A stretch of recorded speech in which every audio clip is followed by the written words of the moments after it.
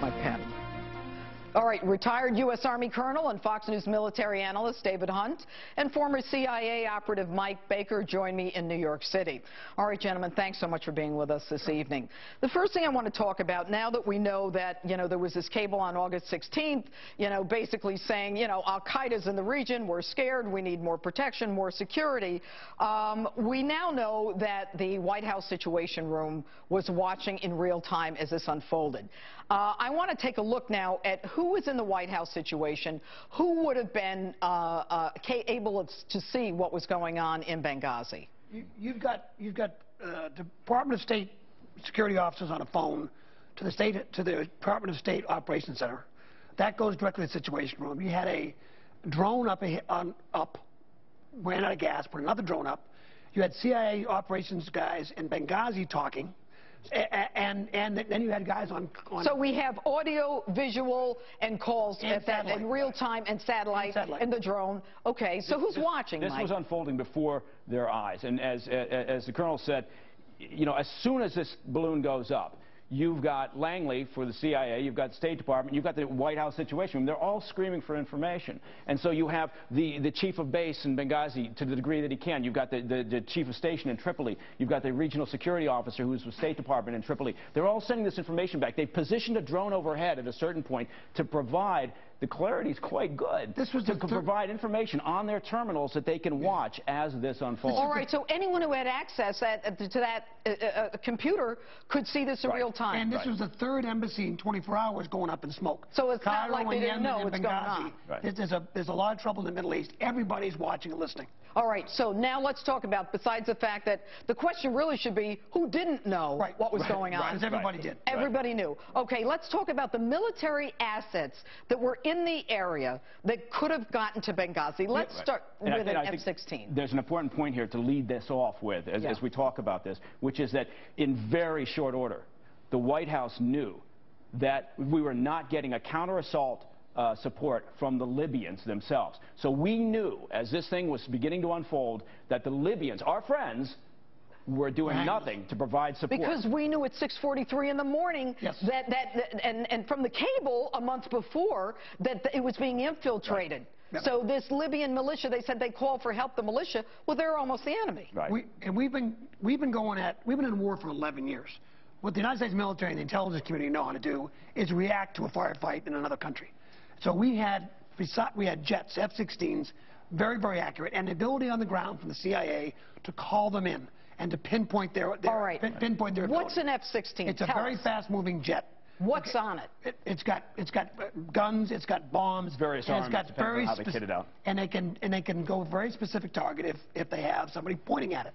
But the point is, it's very fast and very available. Within 25 minutes, it could have been over the target. And you've got the resources, as you're seeing in this graphic. You've got the resources in the region. All over the place. Now, the important thing here is we've got this attack is unfolding. The agency, the CIA, has personnel on the ground, global response staff.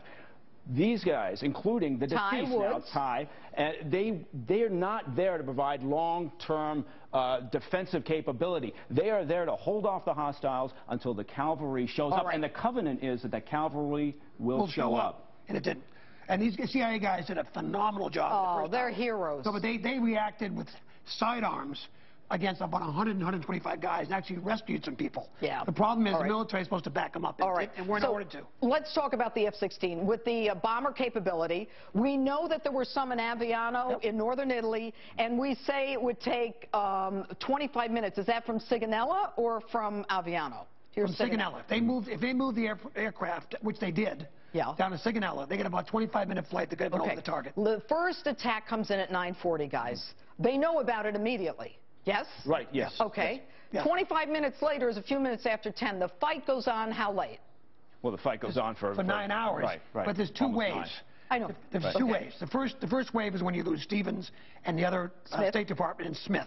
It's the second wave, 7 hours later, in which you lose the two SEALs. But it doesn't matter, because we know that once the attack starts, again, we know that we've got a very short period of time for this, on the ground, our CIA people, to have some type of counter-assault effort to try to hold off the friendlies until the military shows. And we know, again, that the Libyans aren't providing support to help us. So at that point, immediately, You All have to try. So we had the F-16s Yep. in Aviano, and we could have gotten them to moved them, Benghazi yes. long before the second wave, if not the first wave. Yes, Okay. yes, and all they needed was the order to go, and they weren't given it. Okay, and they weren't given it, and they kept asking for it. Let's Yes. go to an AC-130. What is an AC-130? AC-130 is a C-130 with a 105 millimeter cannon, very Gatling gun, and the ability to hit a football field from a mile up. It's an amazing, it's slow-moving aircraft, and we had people on the ground. There's the agency again who could have called it in. That's within 2 hours away. Well, that's what Woods kept calling for. Didn't Woods keep calling for an AC for a C-130? Well, yes, because we had two of our guys were up on the rooftop. They had identified hostile positions. They were anticipating, they were hoping, as were everyone else. And remember, it's not just the two guys up on the rooftop that we're talking about trying to save. It's the 30-plus that came out of the consulate that they rescued, that our guys rescued.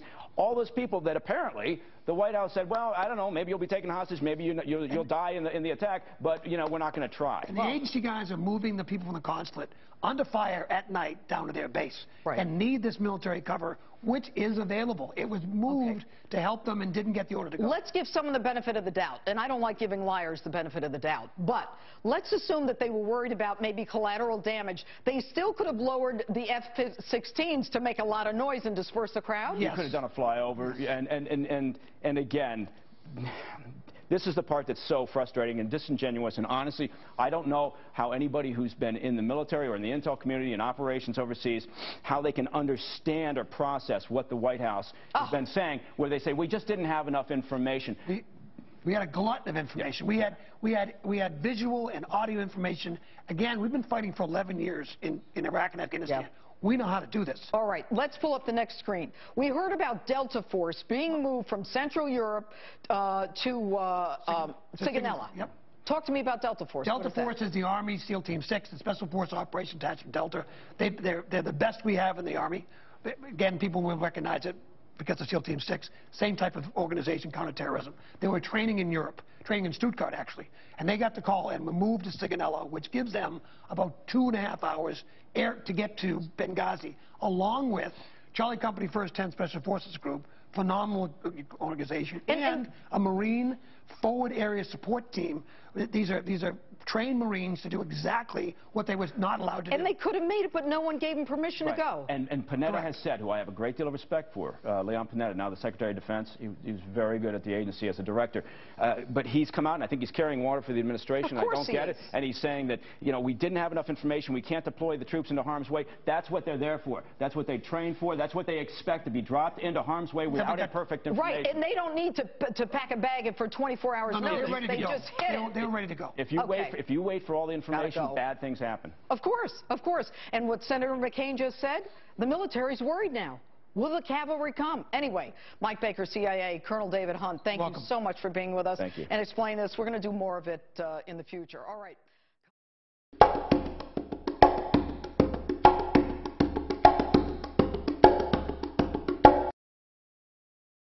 This has been a Sunfish production.